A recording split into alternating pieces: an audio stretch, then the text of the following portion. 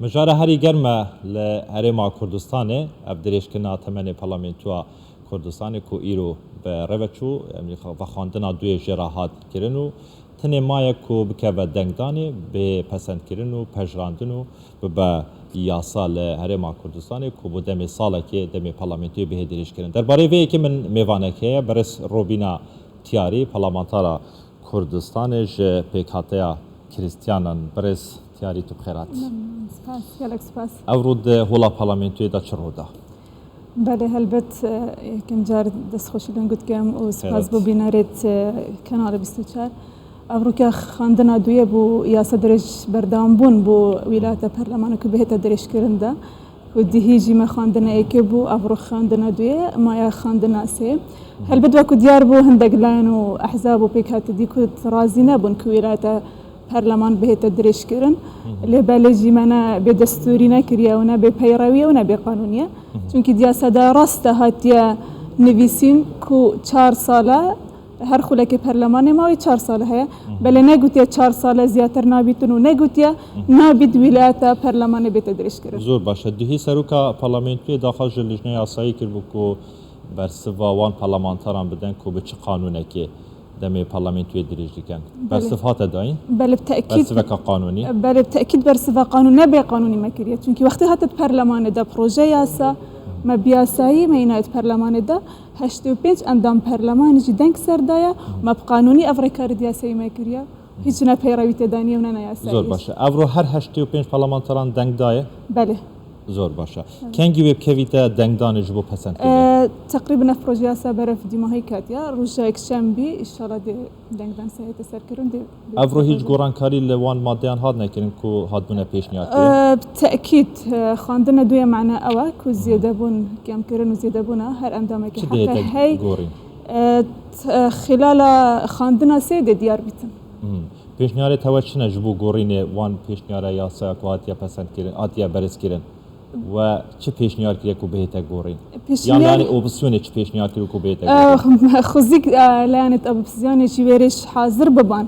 بله به مخابنی و كو هوساي كو ازدحامك برلمان دا درست كرو قال بالغ كي باستفاده هر انسان اگر دويتن حق خود يار بكتن دبيت رينيتن حتى اخير دانشتن بزانيت اي بيشنيارو بيش نياز دياساي تشنا دابينا اثبات كرن لبال مخابني راي اخونا دا اگر ويا فعلا افياسنا قانونيه نا بيرويه نا دستوريه اوان هري خير بوتشي بري شش هيبه ان بري دو هيبه پیشنیاری نکرد برلمانی کو. باشه دنگ که بود نوا اپسیون داد گفت کو لشش 11 اپسیون داشت کاری کشیدن. اورو بحثایی کی کرد؟ باور نکم ابخو چونکی مادام بیجن شرعیته ولایت ویشی نشرعیته و نقانونیه بیتی وی دست لکار بکشن. بحثایی کی کرد داشت کاری کشیدن؟ نخیر. زور باشه. دریش کنا دم پارلمانتوی بو دم ساله که چه گرینگی خو هیا بو پیکاتیا؟ مثلا گرینگی که بو قواره هریم کردستانی که بیشتیه و نکبینه فراغای که یاسایی و رئیس لقواره هریم کردستانیش بگیرین بوی اکهاتی چون که پارلمان دا در خستن یاسا معنوی چه فراغا یاسایی ما نبیتن مثلا چون که پارلمان امزانین شش 11 ما وی نامینیتن اگر نامینیتن آیا خلال هیبک امشین انتخابات بکین باشه خلال وی سال ده هنده چیکن هر او یاسا و پیشنیارون انتخابات دو وقت خود هیت کرن کل ما یاسای هات دیار کرن زور باشه بری نها و پروژه یاسایک آماده کرد بو زیاده کرنا کرسین پیک هاتیا بله چرا نویسی پروژه یاسایی چلی هات هشتا ما خاندنا که بوین هاتیا کرن بس ما تقدیم کری اجد کویت دواره یاسای دانم و انت خواستن چند کرسی بو پیک هاتیان زیاده ببن پیک هاتا وکما خلکی مکلدانی سریانی آشوری هر سال 1992 کو 5 کرسی بو مهاتینا دانان و 5 بو ترکمان یک بو ارمن ما وکو کست کریستیان ما چه مشکلی نیه بلام پیک هات دید کردستانی تن داخاز زیاد کردن کرسی تن امیش پالپشت و پیشگیری دوانی و پالپشتی الان اندیکه جیب دستی خستی پارتی یکیتی تفکر گوران جبو کو پالپشتی پروژه یاسایی کو بکن هندق الاندام هنا پالپشت و پیشگیری بو چه پالپشتی کو بین زیاد کردن کرسیت کوتا کرسیت و دهین زیاد کردن دوی باور داینه انشالله زور باشه گرینگیا وی پروژه یاسایی دمه که دا پیکاتیان دوگو دوید هلبجاتن دمه خدا بیته کرن بو چی و واجو کرد که دمه پارلمانتوی بیته دریش کرن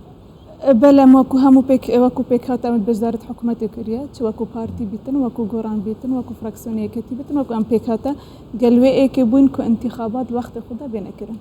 لبلا مخابني بأف قوارض سياسي وأف أحزاب نقشتنا ريكفتنا كو انتخابات الوقت خدا بينا كرن لورا نو كما تشه يعني بديلة كديمانية بديلة ما أو كياسة أمها تعديل بكين ولاية برلمان دريج بكين ويش بياسة وبيرة وقانون دريج كرن بودم سالك يا مانا بله ددم وی سال دا هاتیه دیاری کردن کیجان روزه دا کیجان وقتی دا هشت دیار نه او تبی سروکی حرم کردستان دیار بکتن د یاسای دا و پیش نیاز یاسای دا اما جپی هاتیه کردن او افرو گفتگویت افرو دا یه بخوندن دویه ساله كده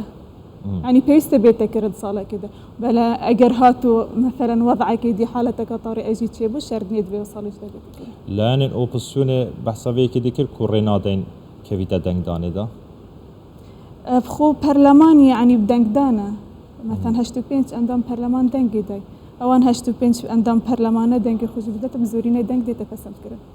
جبلی هشتو پینجا دنگ زیده کم نبون افرو جبو دنگ دانه یان پشگیری دان یان رفض کرنه